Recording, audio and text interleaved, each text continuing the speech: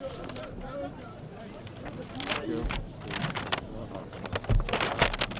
you remain in the dance? Fear or favor, and that I will do my duty without fear or favor, affection or evil. affection or evil. So help me God. So help me God.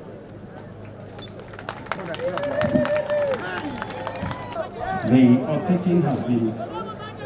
Now it's time for the Governor of Kaduna State, Ruler, deliver his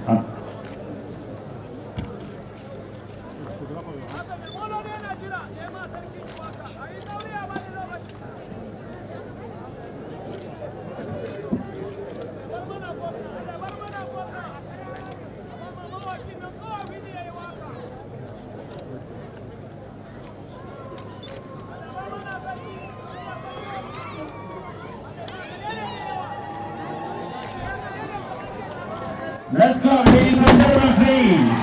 The presentation of fellow workers, designers, railliners, Dr. Kanto Josiah Togai, Dragon Zipak II, Ken Jamal, local government of Kaduna State. Congratulations, sir. Congratulations, sir. Congratulations, designers. Dr. Otine.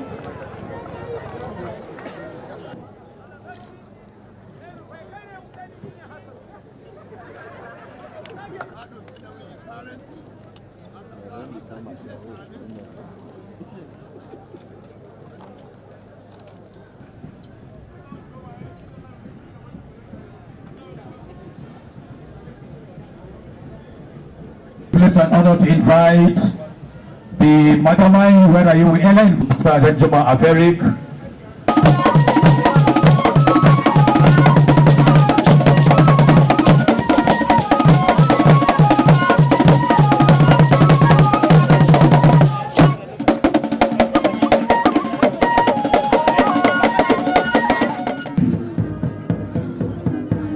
This music is particularly put together.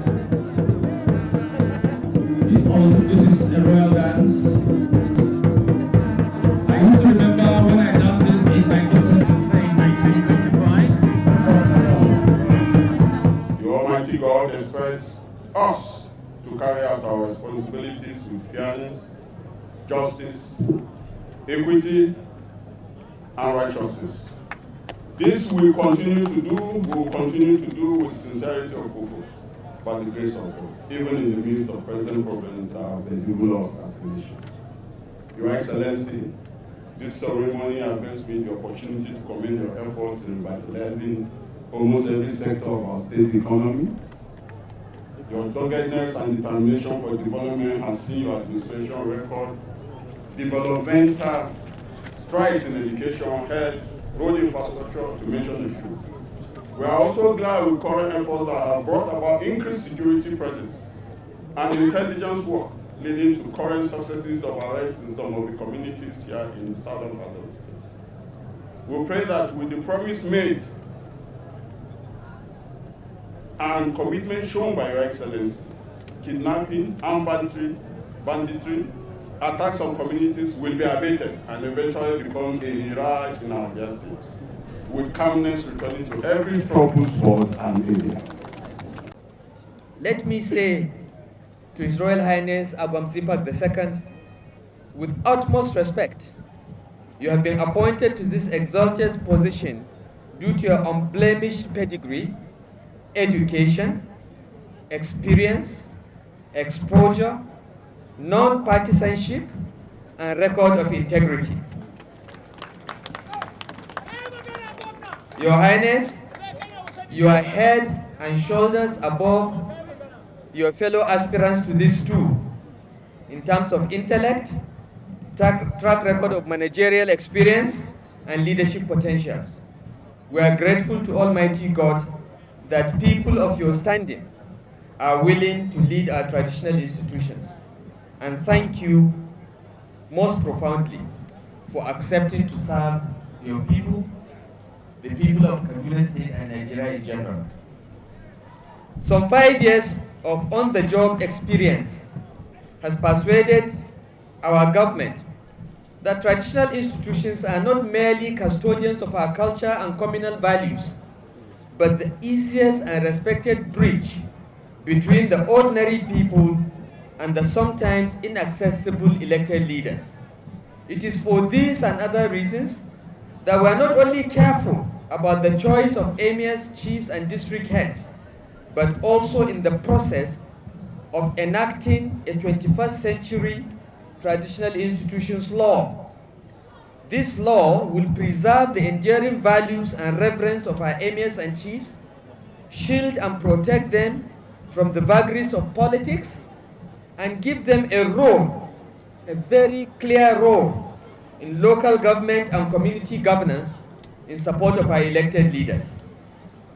This government will never approve the nomination of or appoint partisan politicians, ethnic or religious bigots, failed public servants, wealthy people with no visible business or means of livelihood, tax evaders exhibiting lavish lifestyles, or people of questionable integrity as district heads, graded chief of emirs. Our traditional institution is too important to be populated by people of questionable integrity.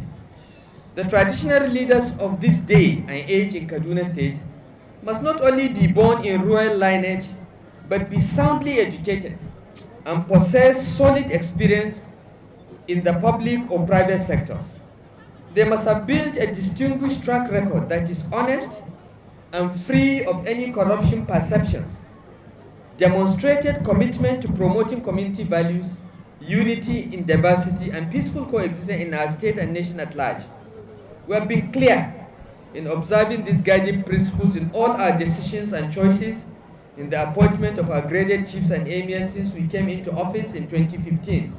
And the Commissioner of Local Government has given examples of the quality of people we've appointed as our chiefs and emirs since we came into office.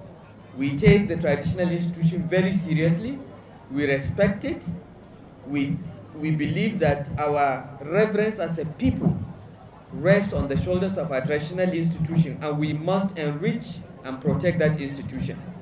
By the grace of God, we will sustain and entrench these principles by legislation and regulations.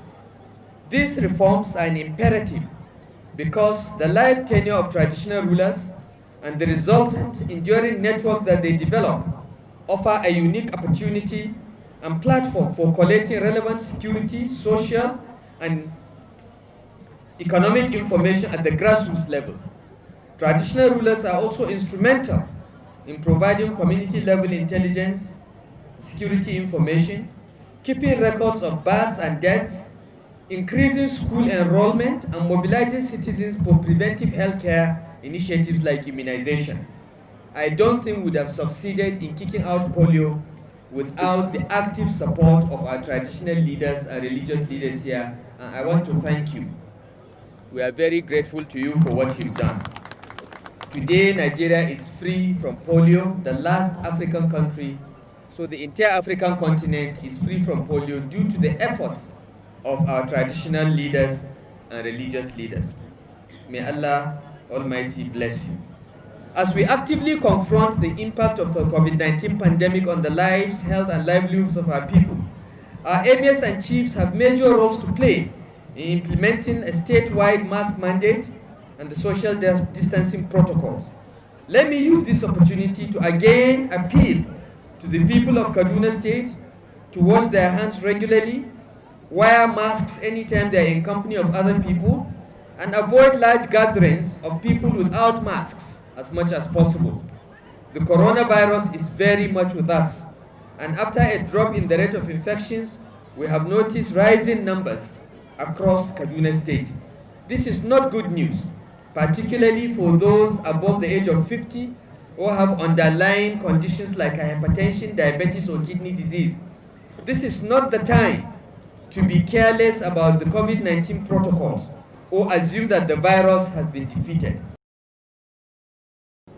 Your Highness formally takes office at a time that requires greater dynamism by our traditional institutions in promoting peaceful relations in our communities. addressing the security challenges and threats to the rural economy that menace some of our communities requires a strong partnership between the government and the traditional institutions. Following the recent tragic events in Zangon Katab, Jama'a and Kaura local governments, there have been remarkable attempts at community-level peace building.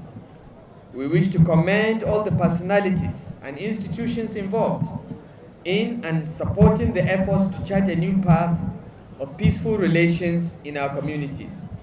We note with delight and gratitude that there is also a peace process in this chiefdom following the courageous and exemplary peace process initiated by His Highness Dominic Gamboa Haya in the neighboring Zangon Katab local government. Go,